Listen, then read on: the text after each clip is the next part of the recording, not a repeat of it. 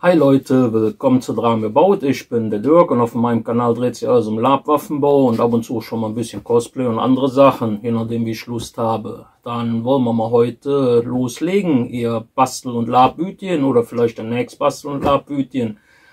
Wir machen dann mal weiter mit dem zweiten Teil vom Fallschirm. Das gute Stück, das scheint ja bei dem einen oder anderen schon ziemlich gut angekommen zu sein. Dann werden wir mal schauen, dass wir das jetzt ein bisschen hübsch machen. Pinseln, Topcoat, Leder dran, ein bisschen noch einranzen, dass das ein bisschen benutzt aussieht. Und dann gucken wir mal, wie das Ganze aussieht, wenn es fertig ist. Wenn euch das ganze Thema interessiert, bleibt dran. Wir sehen uns. Dann legen wir mal wieder los. Ich nehme jetzt erstmal wieder hier so ein Stück Lederband. Können wir natürlich auch Kordel oder irgendwas für nehmen.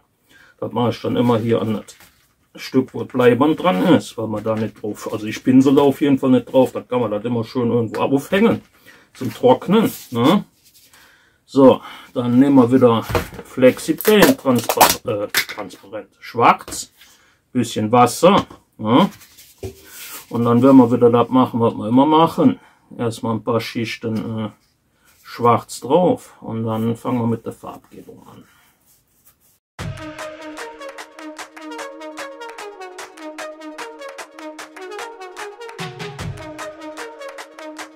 Ich habe jetzt hier einige langsam Schichten schwarz drauf gemacht. Und zwar habe ich jetzt ein paar Schichten mit dem Modellierwerkzeug aufgetragen. Schön ist, wenn man das dann ein bisschen trocknen lässt, kann man das wieder runterrubbeln und dann kann man das wieder benutzen. Hier an dem Teil habe ich schon ein bisschen die Holzmaserung gemacht. Bin ich quasi, ja, bin ich jetzt hingegangen, damit das danach ein bisschen glatter ist wie mit dem Pinseln, weil beim Pinseln habt ihr immer so ein bisschen die Riefen drin. Dann ist das nämlich nicht schlecht, wenn man so 2, 3 Schichten dann hier so ein bisschen glatter drüber macht. Ups.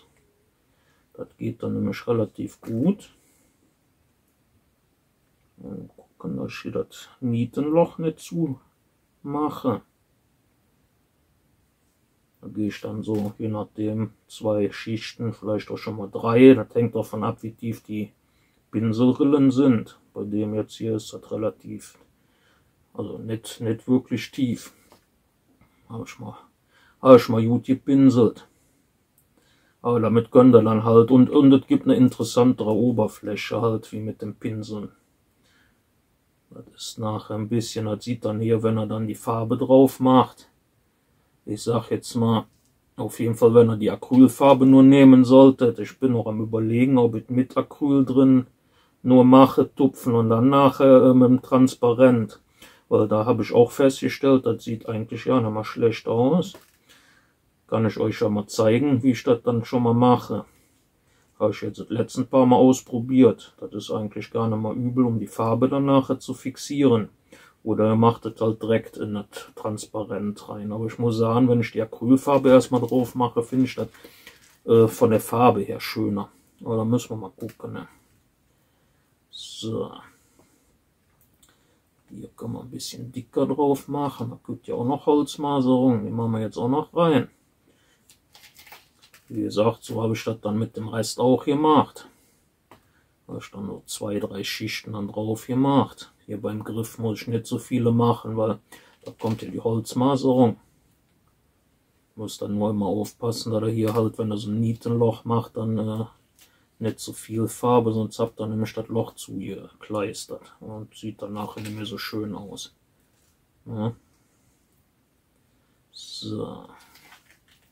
So, haben wir das. Ja, irgendwie habe ich jetzt einen leichten Knick in der Optik, aber das ist, weil das Licht so blöd ist. Seht ihr hier? Dann habt ihr das nämlich hier so drin, dann müsst ihr dann ein bisschen aufpassen. Und seht ihr das von der Niete halt nicht mehr so. Dann muss man ein bisschen wieder rausholen. Und dann geht das schon. Wir wollen ja noch das Nietloch, wollen wir ja nachher noch haben. Und dann sieht das eigentlich auch nicht mal schlecht aus. So. Nehmen wir uns einfach wieder einen Kamm. Dann machen wir uns hier so die Holzmaserung rein. Je nachdem, wie ihr die dann haben wollt, kann man das dann ein bisschen variieren. Entweder halt die gröberen Zacken oder die was feineren. Das hängt dann von ab, wie grob die Maserung werden soll. So, das Ganze lassen wir jetzt trocknen. Holzmaserung und der Rest ist jetzt soweit alles trocken. Jetzt gehe ich mal hin. Ich habe mal ein paar Sachen in letzter Zeit mal wieder ausprobiert. Also rein für die Optik. Ich nehme jetzt bei dem Flexi-Paint einfach mal wieder nur Acrylfarbe erstmal. Hier seht ihr, deshalb die Sachen nie auf Papier oder so weiter dann vom Flexi-Paint. Da habt ihr nämlich direkt hier Papier dran kleben, wenn soweit ist. Also Flexi-Paint nie drauflegen. Kleiner Tipp, wenn ihr sowas habt. Ich habe jetzt ein bisschen Spucke genommen. Ne? Geht da einfach mit ein bisschen Spucke oder je nachdem, was ihr habt, ein bisschen drüber. Finger übertrubbeln. Und dann habt ihr das wieder runter. Wie gesagt, passt ein bisschen auf. Also Flexi-Paint habe ich mit Papier und sowas so gar nicht. Das ist nicht toll, wenn es dann dran klebt, aber ihr macht das einfach ein bisschen feucht mit dem Finger, Spucke, Lappen und dann könnt ihr das da runter machen. Das geht eigentlich ganz gut. So. Jetzt gehen wir hin, das mache ich jetzt erstmal mit Acrylfarbe, relativ, naja, was heißt dünn, aber schon relativ dünn, sage ich jetzt mal. Ich habe da nämlich so ein paar Sachen mal wieder ein bisschen rumprobiert und da muss ich sagen, so rein farbtechnisch hat mir das eigentlich gut gefallen. Ihr könnt natürlich auch direkt hingehen und Flexi-Paint mit klar, also mit dem Transparenten mischen, aber irgendwie gefällt mir die Farbgebung so besser. Das ist jetzt auch nur die erste Schicht Silber. Ich gehe jetzt gleich dann nochmal mit einer zweiten Schicht noch ein bisschen anders. Jetzt momentan tupfe ich nur, nachher bürste ich noch ein bisschen drüber. Ich finde, das gibt eine schönere Oberfläche. Und dann kommt nochmal eine Schicht Flexi-Paint transparent drüber, um das Ganze quasi zu versiegeln. Und dann erst der Klarlack. Aber das zeige ich euch dann gleich.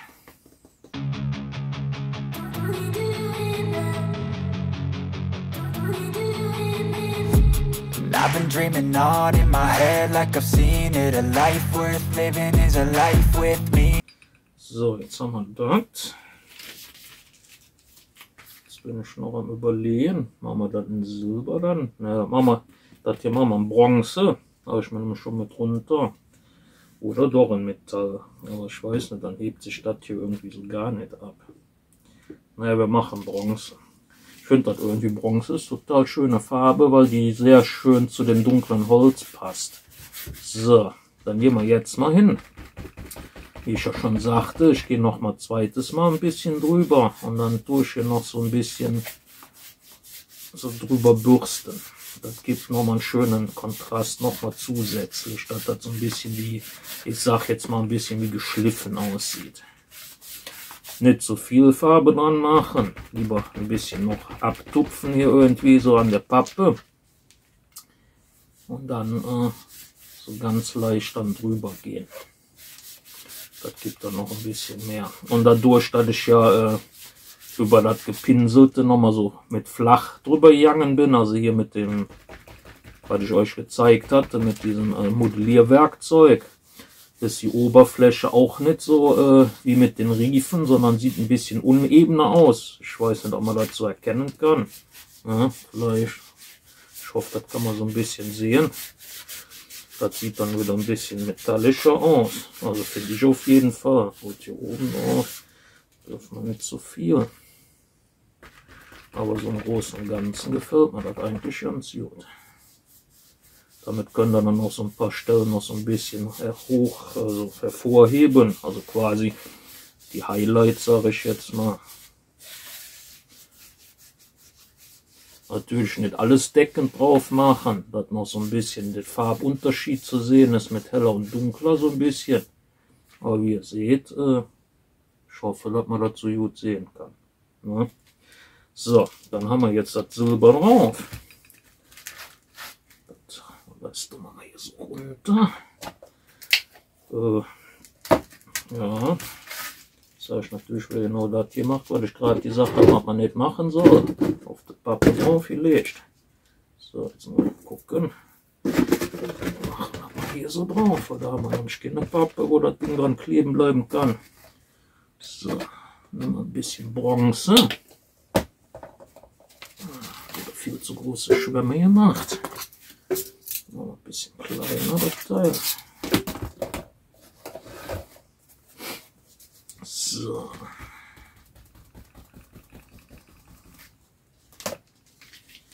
Da gehe ich dann, da bürste ich so ein bisschen jetzt drüber. Können dann natürlich auch tupfen, ne? Je nachdem wie ihr das dann wollt. Oder halt eine andere Farbe machen. Ihr könnt natürlich das Ding auch komplett in Metall machen, das liegt dann an euch. Nur ich habe immer lieber so ein bisschen so, dass das sich vom Kontrast ein bisschen abhebt. Sieht dann ein bisschen interessanter aus. Wie gesagt, ist Geschmackssache. Ich hätte das jetzt auch alles in Metall machen können. So der Einfachheit halber, so ganz einfache Klinge mit allem. Aber wie gesagt, ich habe das schon gern, wenn es dann so ein bisschen was, ein bisschen Kontrast drin ist. So.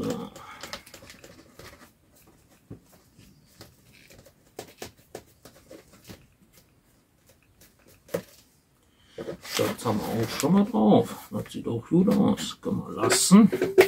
So, jetzt machen wir hier mal das runter. So, Farbe, alles haben wir hier. Ups, jetzt müssen wir gucken. Also, wieder dunkles Braun für die Holzmaserung. Ich glaube, so wird wieder viel zu dick, aber ich mache da mal was dünner drauf, dann kann man nämlich direkt das Ocker nämlich direkt im Anschluss noch drauf machen.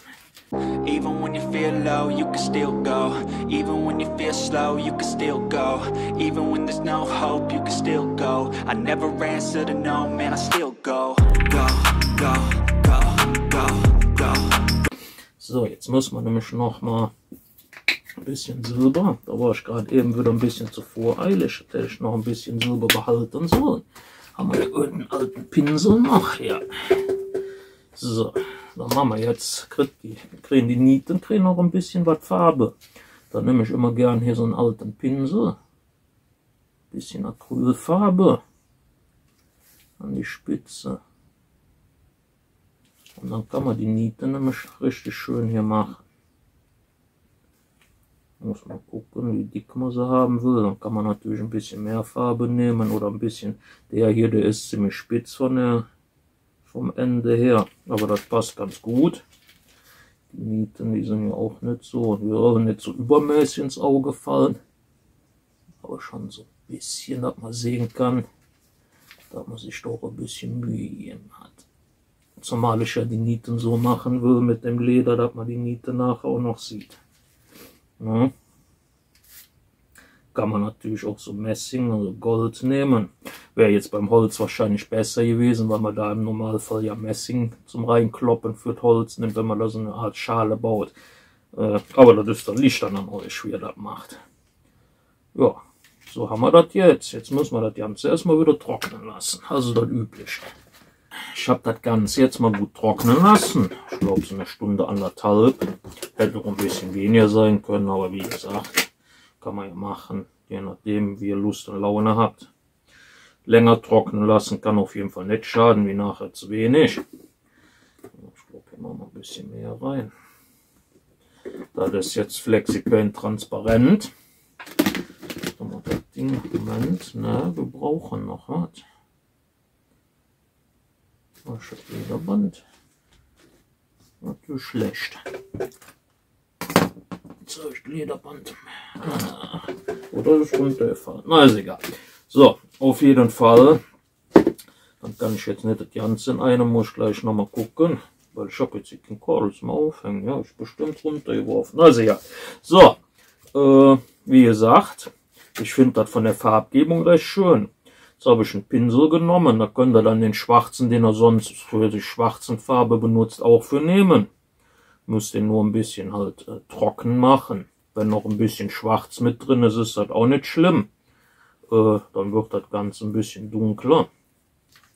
Und dann geht er einfach mit dem Transparent und macht nochmal eine ordentliche Schicht über das, was er gerade mit der Farbe, mit der Acryl gemacht hat. Das wird quasi, ich sag jetzt mal, die Versiegelung, damit da nichts passiert, wenn man der Klarlack so ein bisschen sich runterrubbelt, was ja immer schon mal passieren kann, ne?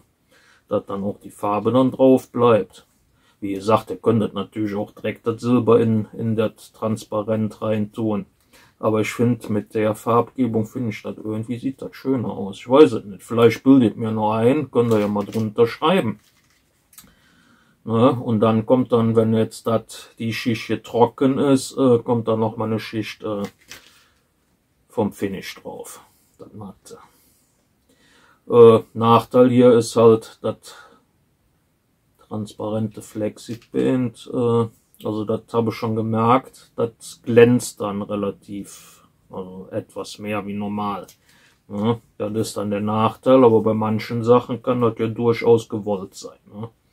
Dass das Metall ein bisschen mehr glänzt.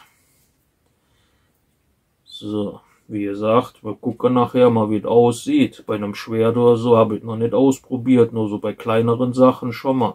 Das ist jetzt mal hier wieder ein Versuch. Mal gucken, wie das ist. Wie gesagt, die Oberfläche wird dadurch dann auch glatter, ne? Das könnt ihr zum Beispiel auch machen, wenn ihr das Silber halt im Transparent drin hattet.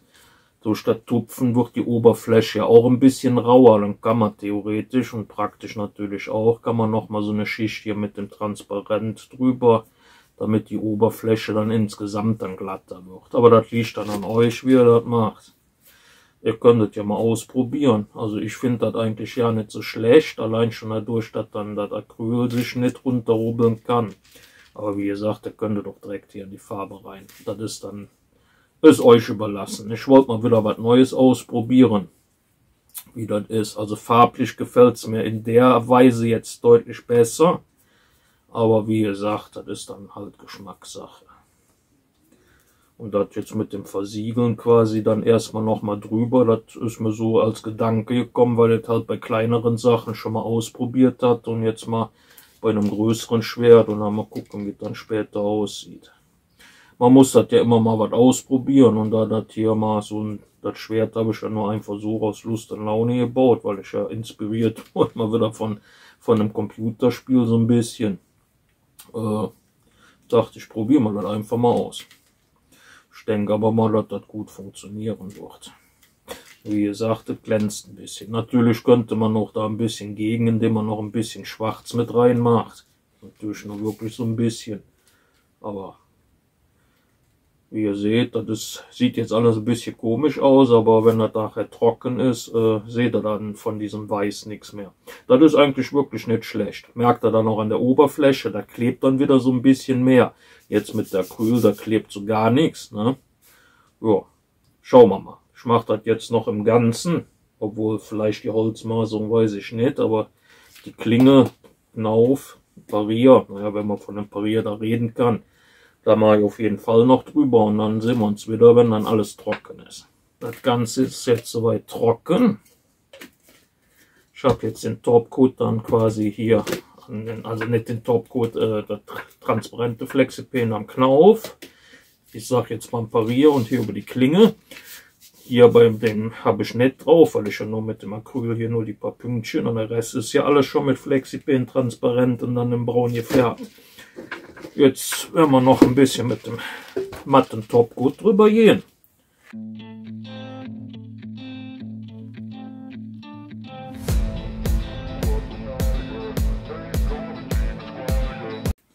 Farbe, Topcoat, alles trocken.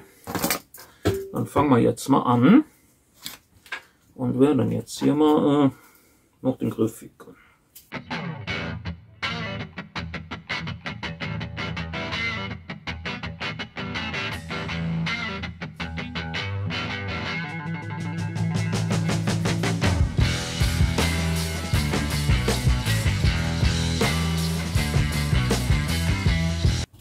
Haben wir das Leder hier schon mal drunter gemacht. Jetzt tun wir alles auf Seite. Jetzt brauche ich noch einfach ein Edding oder irgendwas anderes Rundes, was er da so rumliegen hat. Dann gehe ich jetzt jetzt hier überall nochmal komplett drüber. Das ist dann quasi erstmal, dass das dann hier die Kante schöner ist. Und zweitens, damit das besser angedrückt ist an der Klebeband. Dann hält danach auch besser. Wie ihr seht, das kriegt man dann hier so richtig schön. Das könnt ihr eigentlich auch mit dem Finger machen, aber ich glaube, wenn ihr das so oft drüber gebt, habt ihr nachher Brandblasen oder so. Deshalb mache ich das immer mit einem Edding oder irgendein Rundholz, irgendwas Rundes. Prinzipiell könnt ihr da irgendwie alles für quasi benutzen. Zum Beispiel könnt ihr auch hier von der, da damit dann, na gut, hier habe ich ein bisschen Heißkleber dran, also prinzipiell, seht ihr ja, das könnt ihr auch, ein Griff von der Schere, das klappt auch ganz gut. Ja. Das ist quasi ja nur, damit er das vernünftig angedrückt kriegt. Ach, da klappt sie ja, ehrlich gesagt, klappt das ja noch besser hier wie mit dem Edding. Weil das eine schöne Breite hat, das passt da auch gut rein. Ja, das ist natürlich auch nicht schlecht. Seht ihr Leute, ich habe auch wieder was dazu gelernt. Nimmt einfach von der Schere den Griff zum Andrücken dann, das klappt auch gut. Das sieht dann nachher, finde ich, irgendwie besser aus, wenn er das dann so noch ein bisschen dran gemacht hat. Also hier diese überlappenden Kanten, die kommen dann irgendwie hier gefühlt besser zur Geltung. So, so, das haben wir.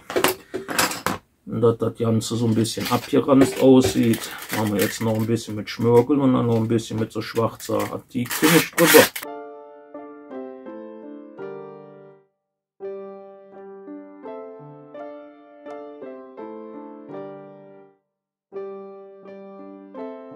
So, nehmen wir uns irgendeinen alten Schwamm, den man hoffentlich noch hier brauchen kann. Denkt dran, Leute, mal Handschuhe anziehen, wenn er dann hier mit dem Zeug rummatscht. Das Schöne ist, damit könnt ihr auch hier diese hellen Schnittkanten dann wegmachen, dass das alles so ein bisschen, ich sag jetzt mal ein bisschen rustikaler aussieht. Und halt auch schon so ein bisschen gebraucht, benutzt. Dann kommt zwar, wenn er das Schwert eine Weile benutzt hat, kommt das automatisch mit der Zeit, aber da ich ja nicht immer so der geduldigste bei manchen Sachen bin, mal jetzt so. I feel nauseous, believe me. Never had a lot of shit come easy. Had to work hard, struggle just to be me. Had to rise up just so they could see me. So sieht das Ganze jetzt aus. Ich zeige euch mal ein bisschen. Mal gucken wir so von hinten mal durch die Kamera. Ja. Die Dose hier auf Seite. So. Wie gesagt, das Ganze, das glänzt jetzt ein bisschen. Das kommt halt durch den transparenten Topcoat. Ne? Machen wir mal von der anderen Seite mal mit dem Knauf. Ne? So sieht das jetzt aus. Ne? Andererseits mit dem Glänzen, das finde ich ja nicht mal so schlecht. Das sieht ein bisschen aus, als wenn er poliert worden ist. So sieht das Ganze jetzt aus. Ne? Ich hoffe, das kann man gut sehen. Ne? Ja, das war mal wieder was Schöneres. Was heißt was Schöneres? Also ich sage jetzt mal ein bisschen was außergewöhnliches Schwert, was man nicht an jeder Ecke so sieht. Ja, wie gesagt, war mal wieder ein bisschen, auch beim Computerspielen hat mich das wieder so ein bisschen dran. Obwohl ich das Schwert ja nicht so oft benutze da. Ich habe da andere Sachen. So ein Henkerbeil finde ich besser, wenn man da durch die Gegend reitet und dann in der Schlacht dann so. Manchmal schaffe ich so ja 3 Stück damit umzusetzen, wenn ich gut hinhaue. Also ist schon nicht schlecht. Wie gesagt, das war jetzt mal wieder was anderes. Mal wieder Dank an alle, die mich schon wieder neu abonniert haben. Und die Leute, die dann gucken und die netten Kommentare jetzt die letzten Tage, fand ich auch richtig toll. Vielleicht wird es ja doch noch was mit dem Kanal. Würde mich auf jeden Fall freuen. Ich bleibe weiter am Ball. Dann sehen wir uns bei einem meiner nächsten Projekte. Wir sehen uns.